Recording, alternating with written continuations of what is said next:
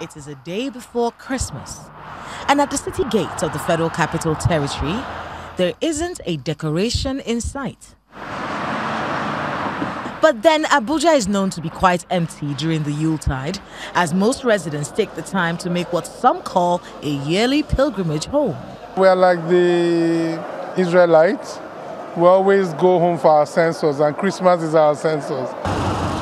Tempers flared at the Nnamdi Azikiwe airport.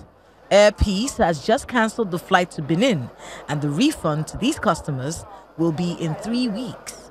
It's pathetic because they said they cannot land in Benin. But Jalingo, Kaduna, it's very foggy. They can land there, but for some reason they can't land in Benin. So it's strange. And my anger is that passengers who are here who don't have money to travel by road, what would they do? What they announced that it will take 3 weeks for you to get a refund. So those who doesn't have money to travel and they must travel by road, what do? They wait. We paid for money for services not rendered for the past 3 weeks.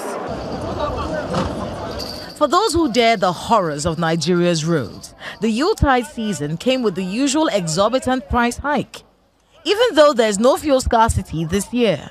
Everything kind of skyrocketed. Sometimes the fuel scarcity, there is no fuel scarcity, so I don't think it's fuel. I think people just hike prices because they think it's Christmas and all that. And I traveled actually from Lagos down here. The cost was about 8,500 before, I think, last 2 weeks or so. But when I left yesterday, it was 10,500. Pertain to life. This driver is worried about the spate of armed robbery attacks on the roads in western Nigeria. Me, I left Lagos day before yesterday.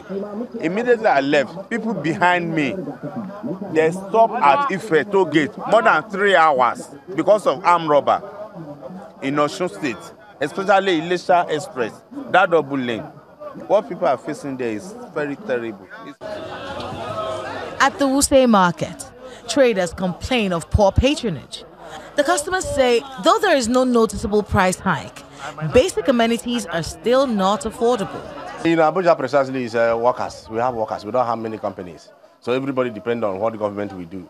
Contractors depend on government. Everybody is on government. So if the government did not bring out money, Abuja will survive it. Cost of things is not so that expensive, but there is no money.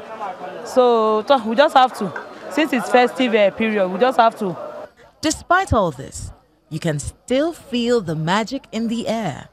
An extra smile as people walk by.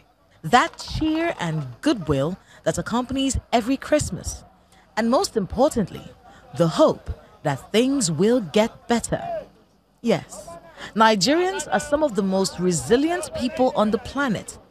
But it takes something truly wonderful to bring it out of them. And Christmas is the most wonderful time of the year. Kayla Megwa, Channels Television News.